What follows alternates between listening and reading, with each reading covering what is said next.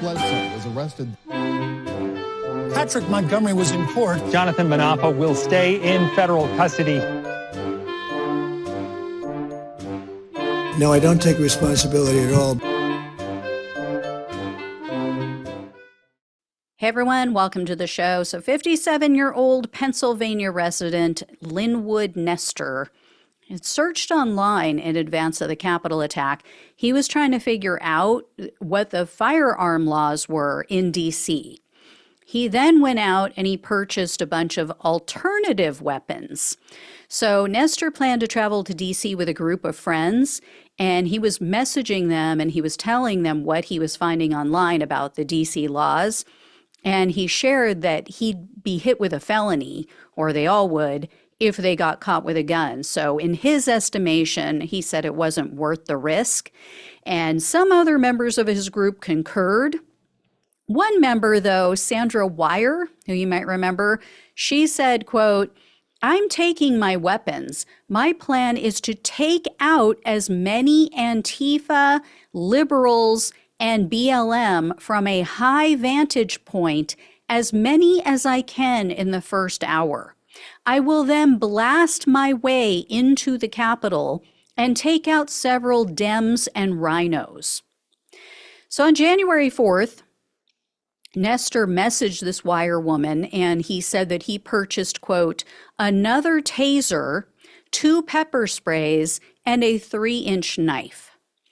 He wasn't seen with any of those items on January 6th, at least not out in the open, but he was carrying a crossbody bag. So, he could have easily been carrying those items. It was big enough to hold all of that. So the same day, Nester messaged another friend, and he said that the group was going to DC with what was, quote, fairly hardcore people. So these were not people, in his estimation, to be trifled with. They were pretty hardcore. And then Nester also said that they'd, quote, be looking to get involved if scuffles break out. So on January 6th, Nester was seen on the Capitol grounds. He was advancing towards the building as other people were ripping barricades away from the police. So ultimately, the police lines were overrun, and Nester and his friends made it to the rotunda doors where officers were under a full assault. Nester stood back. He was watching as these officers were being brutalized. And Nester later admitted that, he witnessed attacks against the police. He saw the violence. But even after seeing all of this, he entered the building with some of his friends. Other members of the mob had already breached the building at other locations. I've mentioned this before. So they shoved officers out of the way and they forced the doors open from inside. So Nester wandered in around and around the inside of the Capitol after people had pushed these doors open, and that's where he entered. So he wandered around the building for a bit. They exited pretty soon, though, after they entered. In total, they were inside the Capitol for only 10 minutes. But after Nester and his friends exited the building, they remained on the Capitol grounds. They were still within the restricted area of the Capitol for about another hour and a half. And while he was out there, Nester messaged someone and he bragged, quote, "We stormed the Capitol." Then a while later, he texted again and said, quote, "We are outside. We can't get back in."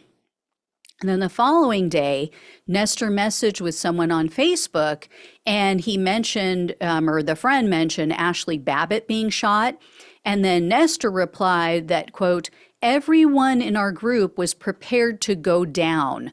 I'm sorry someone got hurt, but also sure those who did have no regret." Yeah, she was a little more than hurt. And then Nester admitted at his trial that he meant that his group was, quote, ready to die for the cause. So that's absolutely what he meant when he said they were ready to go down. Days later, that same friend messaged Nester and said that the police purposely allowed people inside the Capitol. Nester actually pushed back on that and said that he was, quote, close enough to the front to know that the police fought to hold the crowd back from the doors until they were physically exhausted with every means they had. The police were badly outnumbered and overpowered. and they relented when they were defeated. So people who were there, they know. They absolutely know. The police didn't let people in. In another message to the same person, Nester said, quote, "The only thing that confuses me is why they did not use live fire, as I would have thought and in fact did expect that to prevent actual entry. Obviously, they were instructed not to create a mountain of dead bodies."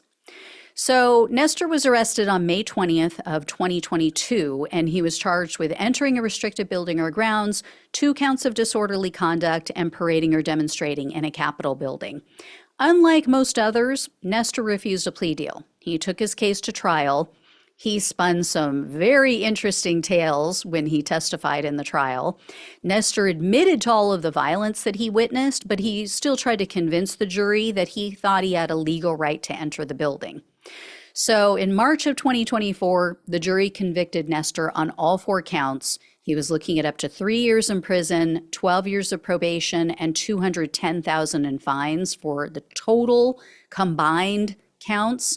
But the prosecutor requested only 1 year in prison, $500 in restitution, and a fine in an unspecified amount. They wanted a judge to determine that.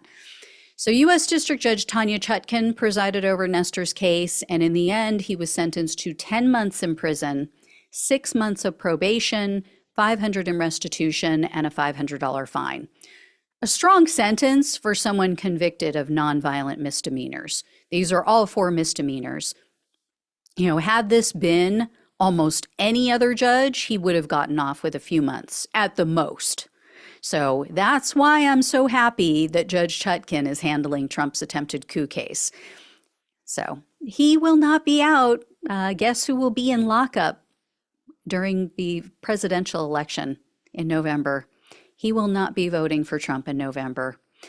Anyway, all right, I will let you all know if I hear any more. Thank you so much for watching and listening. Please like this video, share it with everyone you know, become a subscriber if you have not. If you can donate, truly appreciate it. Love you all. Take care. Talk with you soon.